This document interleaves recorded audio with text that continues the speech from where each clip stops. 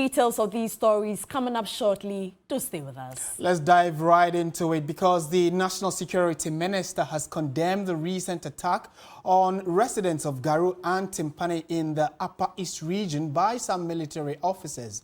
One person died with several others hospitalized after the national security operatives brutalized the residents, claiming that the security operatives were rather attacked by the locals. After some twists and turns on whether the minister should appear before Parliament upon summons, the National Security Minister Albert Kandapa appeared and said that the perpetrators must be condemned. Early on, the Garu and the Zebela MP called out the Deputy Majority Leader Alexander Penyomakin over abuse of parliamentary procedure. After some exchanges on whether the minister should speak, he finally took the podium. The House will agree with me that the attack on the national security personnel and also the Garu police station was reprehensible and must be condemned in no uncertain terms. Mr. Speaker, in many other jurisdictions, such attacks on security personnel in the course of their legitimate duties would be classified as an attack on the state. The minister said the case is before court and will be fully prosecuted. Mr. Speaker, in the aftermath of the joint operation, reports have emerged in respect of some excesses by the personnel who conducted the operation. Mr. Speaker, this aspect of the matter is currently before the court. It would therefore be inappropriate for me to comment on the matter as it would amount to contempt of court. Moments after the address, the three MPs with the ranking member on the Defense and Interior Committee, James Agaga, condemned the collective punishment from the military to the civilians. So you suspect that an individual or a group of individuals have committed a crime. Then you decide that you're going to subject an entire village, an entire district, two districts to torture, inhumane treatment. That is the notion of collective punishment. That notion has become very archaic and has no place under a constitutional dispensation such as ours.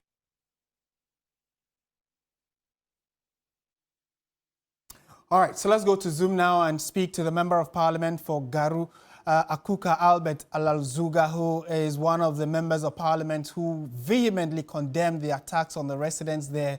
Also actually raised concerns about the attacks on the security operatives in the area. He's joined us for a quick chat. Honorable, a very good evening to you. Thank you for your time. Thank you very much. Good evening to your cherished listeners and good evening to yourself. Right. To start with, yes, the Minister of National Security was in Parliament, acknowledged that there were levels of high-handedness. That should bring some satisfaction to you, no?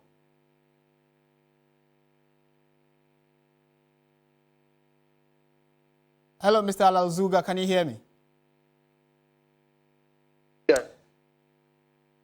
All right, so we'll try and see if we can get a better connection to the minister, the regional, I beg your pardon, the Member of Parliament for Garu, I should say. So the concern many of you have raised has to do with the fact that a few weeks ago, some national security operatives went to Garu and adjoining communities. In fact, they say 2 districts, and literally brutalized the residents there because these security operatives say that these residents a few weeks prior had attacked a few security operatives in the area it ended up in exchange of gunfire. So the operatives then decided, under the cover of darkness, to go to the community, lashed people in their rooms in the name of looking for weapons. So the minister was in Parliament today. We have the Member of Parliament for Garu on phone now. Hopefully we can get a better connection now. Honorable Akuka Albert Alalzuga, good evening once again. I hope you can hear me now. Yes, I can hear you very well. Thank you very much. And good evening to your cherished listeners. Great. My first question has to do with the fact that the minister has himself come to Parliament, acknowledged that there were some levels of high-handedness. that should bring a bit of relief in this effort to get to the bottom of this unfortunate development. No? No, I think I didn't hear the minister look apologetic in his presentation. I didn't hear this issue of high-handedness you spoke about. I was expecting the minister to show some kind of empathy, to show some kind of remorse, to show some kind of use certain words that seek to console or to let the people that yes, the ministry, what they did, we are sorry about it. What the minister did on Parliament today was to justify. It was like he was rationalize the district in Garu and Timan and Honorable, unfortunately, if you can kindly reposition yourself for us so we can have a better connection to you.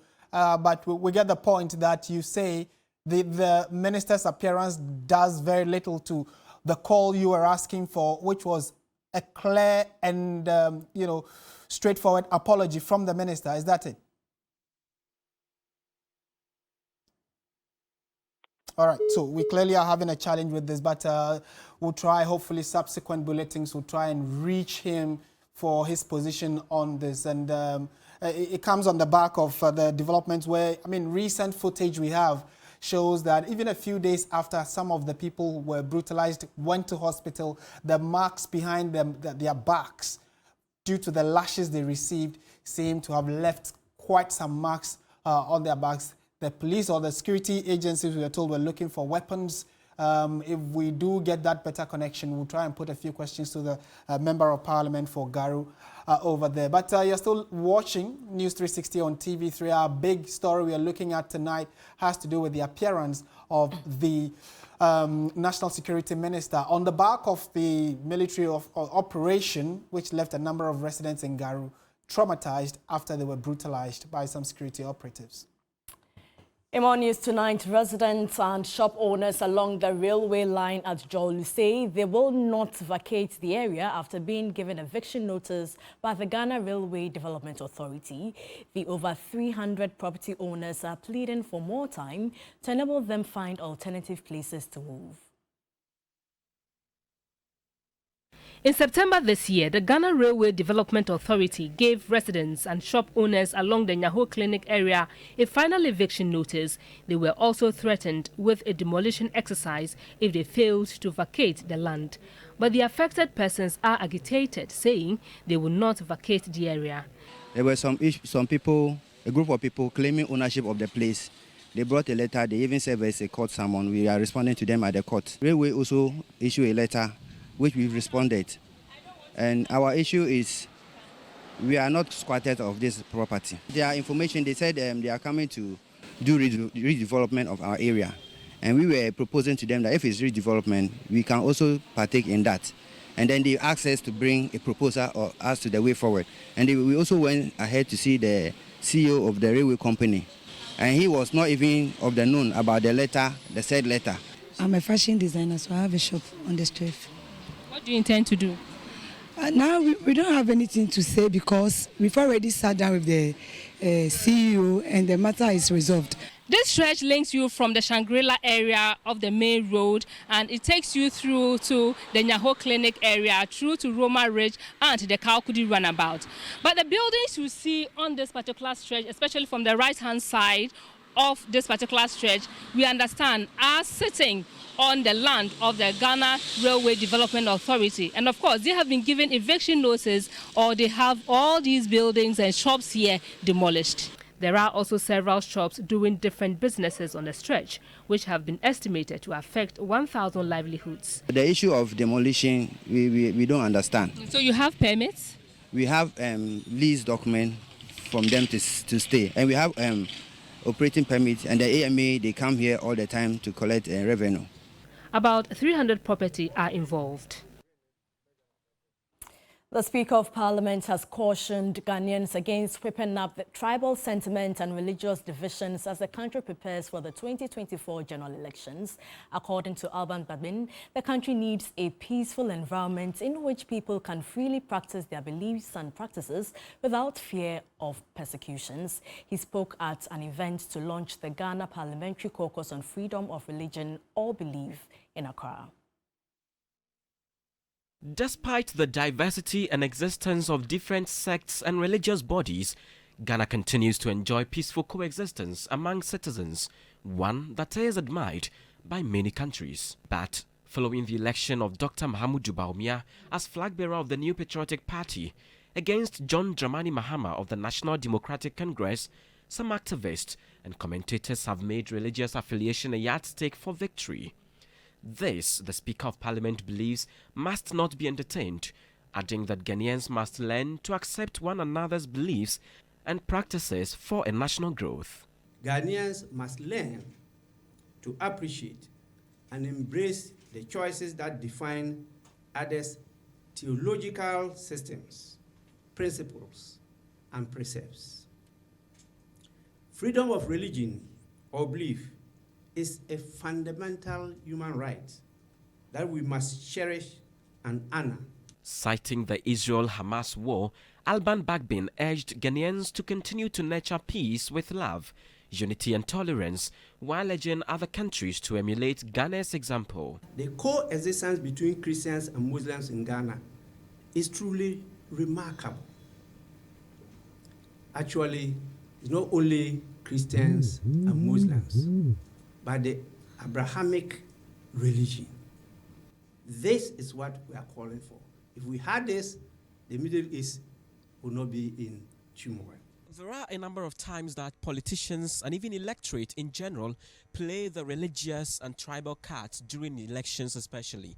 Now, participants and members of this caucus agree if such situation is allowed to fester, it would only create tension and have dire consequences on the democratic credentials, peace and stability of the country. It's very, very worrying. I think we should be more concerned about who can lead us and change our circumstances than, the religion to which that person belongs. At the end of the day, we are all Ghanaians. And what we want is development. Somebody who is Muslim, somebody who is Christian, those are all irrelevant. I think what is relevant is to have a competent Ghanaian to lead us. Politicians who play the religious and tribal cards should be told that we are in the 21st century. They have to stop that. They have to quit that. You know what I mean? And if somebody is a Muslim, somebody is a Christian, and so what? Christian Yali, TV3 News, Accra. Let's speak to a political scientist at the Kwame Nkrumah University of Science and Technology, Dr. Kwesi Amachi-Boateng. Thank you so much for your time, Doc. First of all, let me find out from you, what role does religion play when choosing a leader? Thank you for the opportunity, and let me say good evening to your viewers. Religion does play a significant role. It's one of the elements that give all of us our identities. It is interesting that this issue is coming up now. Although the MPP, for example, has been very conscious of this. In the Fourth Republic, all the leaders they have put up, I don't recall that of Professor Dubois, but from President Kufuor to date, they pick running mates who have some known, notable religious background. President Kufuor's running mate was a Muslim. Another's running mate, a Muslim. You know, it didn't become an issue until now. Why? It's simply because of something interesting. Society becomes a little they begin to sit on edge when we become confronted with change. You know, we are not comfortable with change. This is the first time NPP, and I like to believe that Ghana is coming up with a Muslim leader who has the potential to become the president of Ghana. There might have been other Muslim leaders for the other political parties, but if you like, the chances of those people becoming the president went as notable as that of Dr. Belmia. And so all of a sudden, we've all become conscious of something. Hey, we're going to have a Muslim president. We're going to have a Muslim president. But that is normal. It gives us our identity. It's one of the elements that gives us our identity. Regionalism, ethnicity, they all help give us our identities. We come from a particular part of the country. We speak a particular local language. We worship in a particular fashion. These are to be taken for granted. But then, when they assume a particular position in society, and if you like, it is going to become a novelty, then we become a little apprehensive. So I think that is what is happening now. And what we can do now is to manage the way we go about, the politics from this time until we vote. But there are also concerns that many people would like to play the religious card and choose a leader based on religion instead of competence. You see, politics, people go in to do what they can do to win. And so if society doesn't become conscious of what is happening around us, yes, some people will take undue advantage of that. So that is why this, call by the speaker is quite timely, so that all of us will become aware, conscious of this issue of politicizing religion. Politicizing religion is what we got to stay awake and simply discourage everyone from. Religious politics is normal.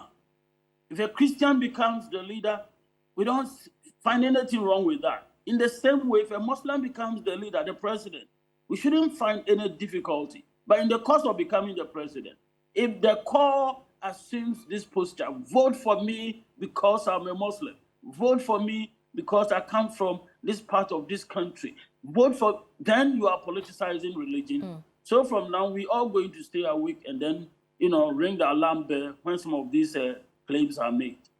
Just before you go, we've seen mixed reactions, especially on social media, especially when a Muslim leader goes to a religious setting, such as in a church, to sing just like Christians do. There's been mixed reactions to this. Does this bring about the beauty of interfaith or treading on dangerous grounds? We're not treading on any dangerous ground. We should be enjoying it. We should be enjoying this situation where we mix freely, like we have been doing all the time. We don't stop our children from playing with Muslim children. We don't stop them from going to their homes to eat, and so on and so forth.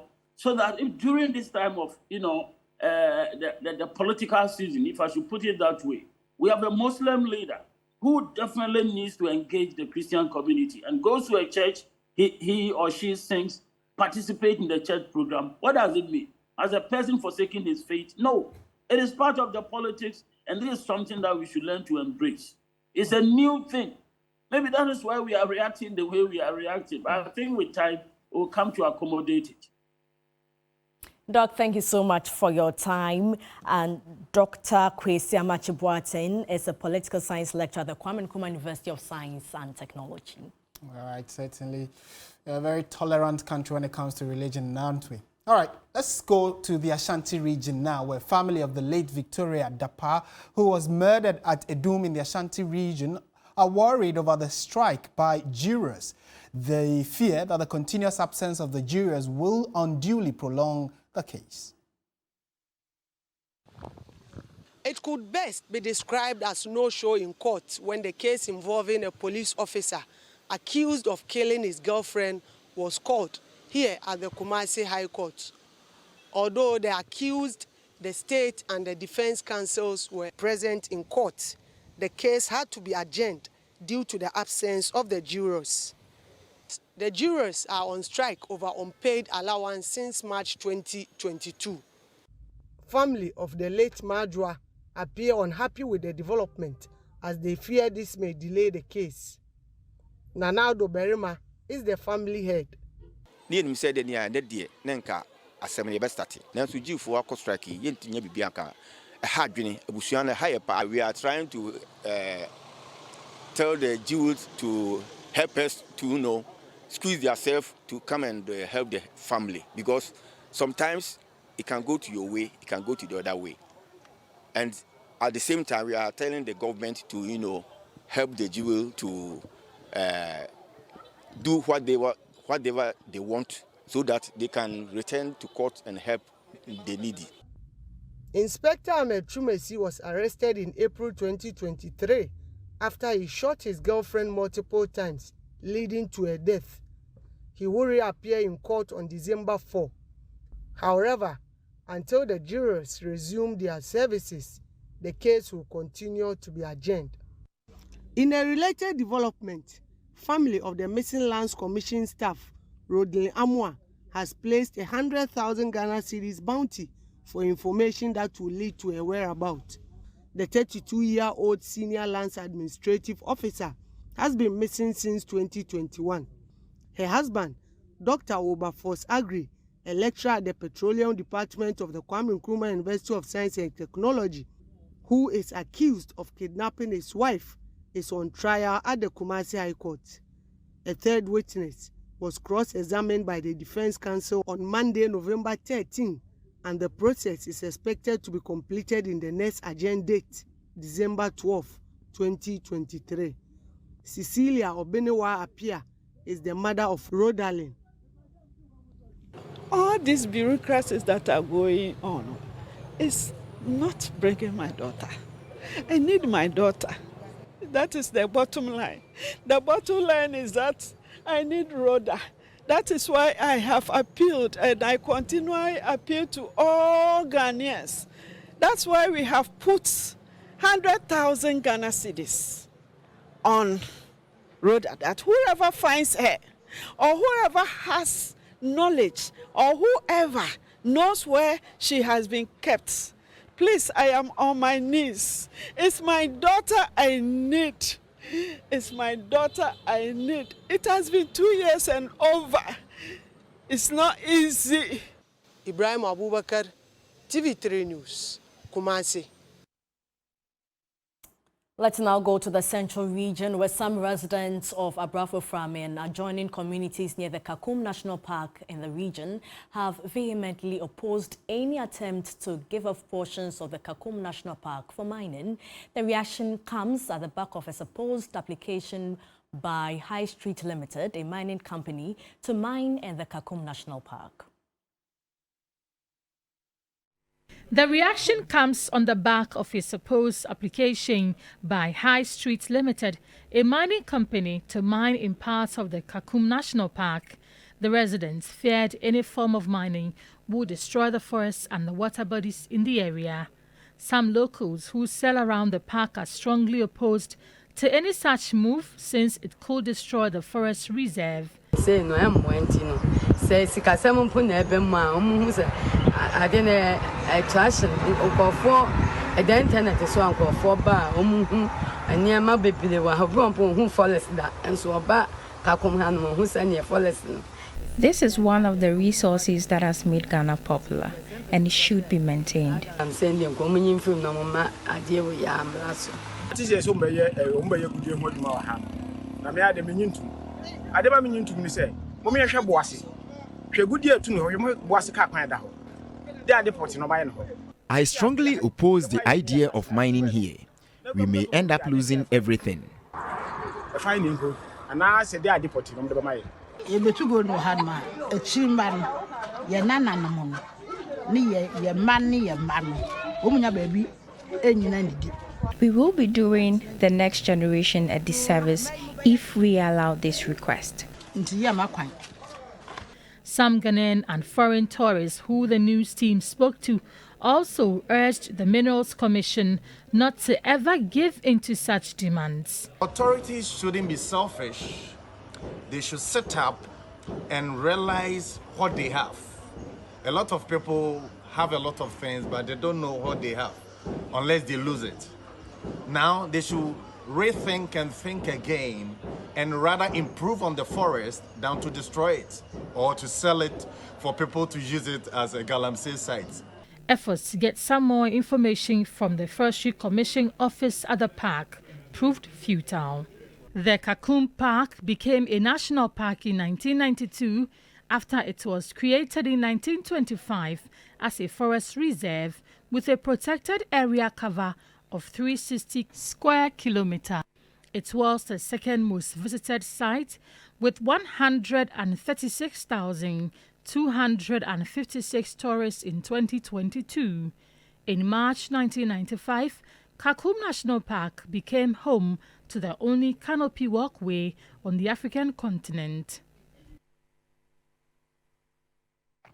Still on issues of mining, the Ghana CSOs platform on SDGs is working out standardized guidelines to ensure the local production of reusable sanitary pads actually intending to meet standards in a bid to protest and protect adolescent girls. While the platform awaits the total abolishment of taxes imposed on sanitary pads, it expects government to increase funding for wash services in schools through a 10% increment in MMDA's budgetary allocation. 1.8 billion women and girls of reproductive age menstruate every month, requiring the need for optimal attention for this group. Here in Ghana, the quest to ensure the protection of the fundamental human rights of adolescent girls have been curtailed due to the lack of accessibility and affordability of sanitary pads. As government gears up to present the 2024 budget, the Ghana CSOs platform and SDGs is hopeful their series of campaigns on the removal of taxes on sanitary pads reflect in the statement. We have our team on standby to do a review of the budget just after it's read, and then we can also issue out a statement to see whether our campaign or the bit of the petition that we submitted to the Ministry of Finance and all the other agencies I've mentioned have been listened to. The platform expects government to support local industries by giving them tax exemptions so they meet their production capacities. As we speak now, there are just about a few companies that are producing in Ghana.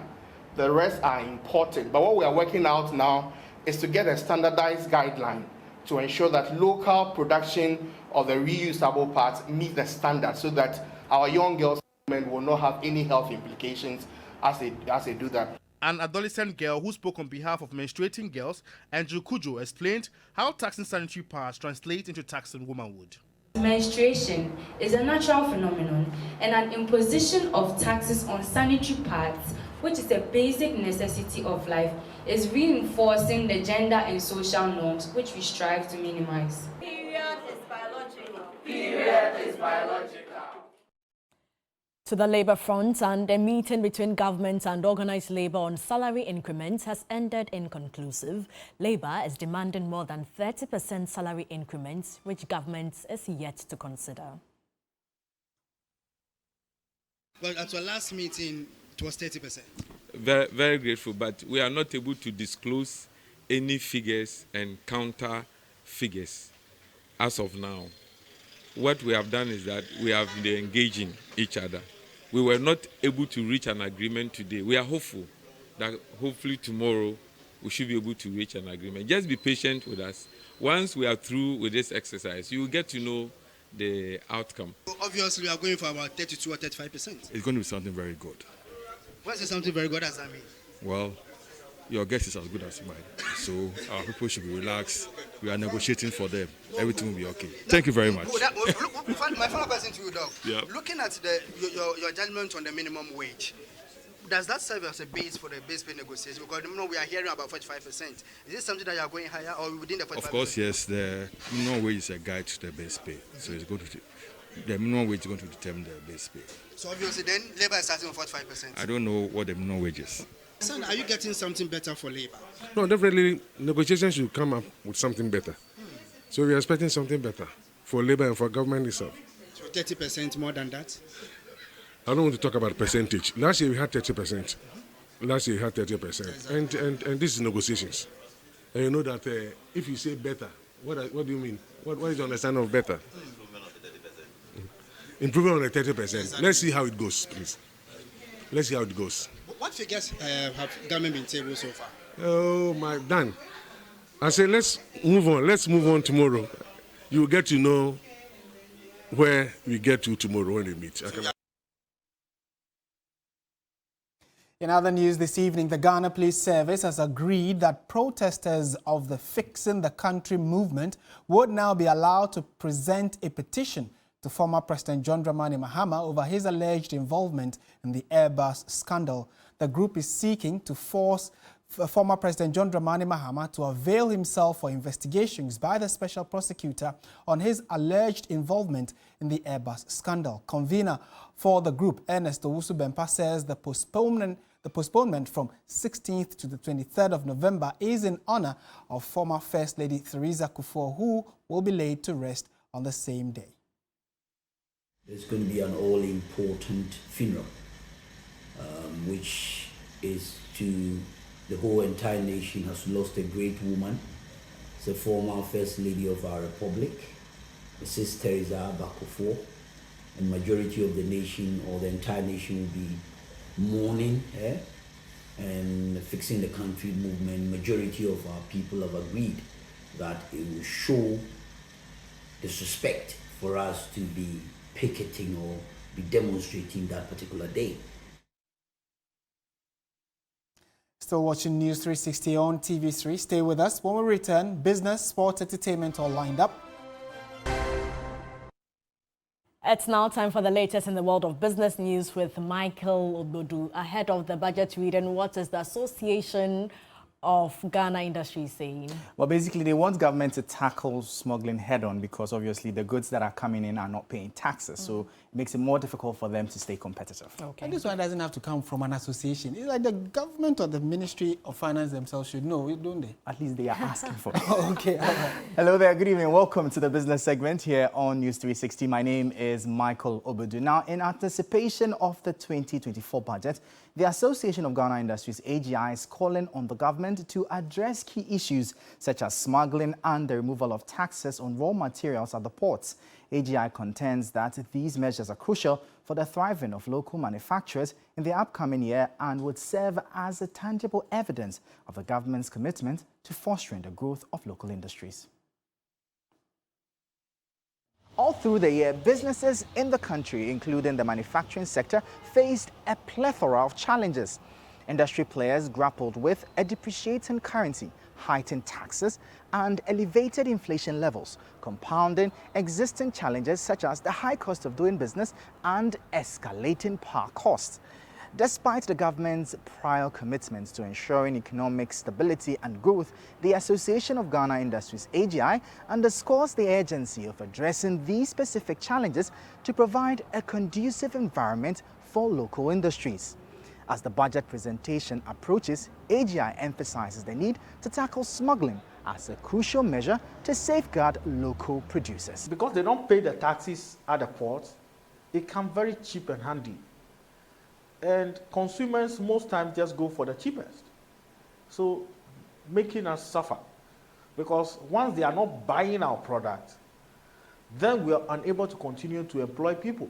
Then we have to downsize our factory sites and all of that. Our view is that this policy statement, which is the budget, should be used as a mechanism to tackle some of these issues that are bothering us. We want to see GRA tighten up the borders and ensure that some of these fake products are not being smuggled to the country. The association also advocates for enhancing the competitiveness of manufacturers by eliminating taxes on raw materials that cannot be sourced locally.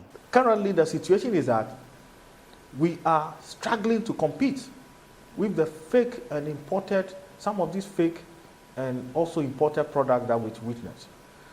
And if the government is desirous of ensuring that next year becomes the true year of private sector, which is what we are made to believe, then our prayer is that the budget should be used to properly lay the foundation for private sector to take off. Michael Obodu, 3 Business, Accra. For the first time in about 9 months, interest rates on Treasury bills have reduced marginally following an oversubscription of about 25.7% in the last Treasury auction. Experts are attributing the decline to anticipated reduction in inflation rate. The following 3 Business News Desk report has the details. For months, market watchers have been calling for reduction in interest rates on T-bills, arguing that increasing the rates meant increased debt stock for government and more money will be spent servicing those debts later, which is bad for the economy given the already existing economic crunch. Members of the business community also raised concerns about the impact on their access to credit, especially as the Bank of Ghana's monetary policy report revealed that the short-term debt instrument was the largest component of banks' investment portfolio, with its share increasing to 51% in August 2023 from 17.8% in August 2022. Finally, government has paid heed to the business community, although the decline in yields is marginal. Some experts say that government is taking advantage of the anticipated decrease in inflation for the third quarter of 2023. It could reach about 31% thereabout by year end. Now, if that is the case, negative real returns will start to correct a bit, and so investors can afford to accept maybe lower rate for the T-bill issuances. I guess that is playing a role in the minds of maybe some investors, so they are not going as aggressive as they should. And it looks like this government is also taking advantage of the situation to try to trim yields a bit. Courage Boti of GCB Capital says the trend of marginal declines in T-bill rates could continue. However, he cautions government not to be aggressive in its approach to reducing the rates or risk shifting demand away from T-bills market to the forex market. People who are not very satisfied with the aggressive decline in yields will look for alternatives on the FX market, which may bring back another bout of depreciation and all of that, really. So it has to be gradual, it has to be steady, and once inflation declines significantly, which we expect to be the case maybe in November, you can begin to see maybe a more pronounced decline in yields. As government would not want to upset the market, sharper declines in T-bill yields will be seen as inflation recedes and expectation improves next year, as projected by market watchers. Minu Afo, 3 Business, Accra.